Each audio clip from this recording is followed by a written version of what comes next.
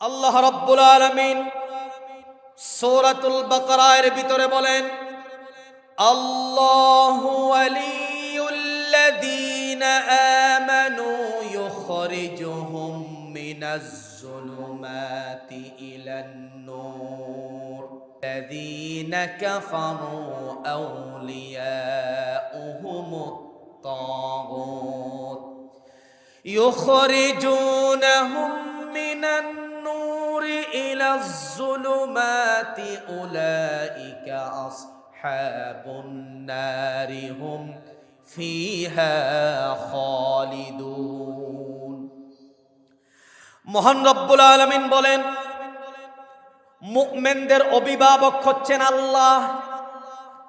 আল্লাহ রব্বুল আলামিন মুমিনদেরকে অন্ধকার থেকে বের করে আলোর দিকে নিয়ে আসেন।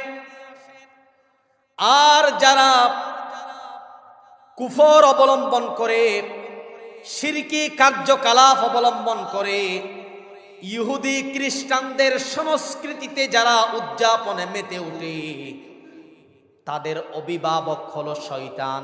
বলেন, তাদের অভিভাবক কে? তাদের অভিভাবক শয়তান।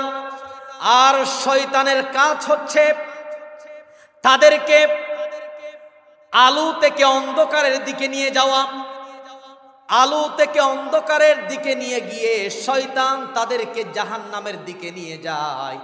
আর জাহান্নামে তাদের স্থান হয়ে যায়, তাদের স্থান চিরস্থায়ী হয় জাহান্নামে।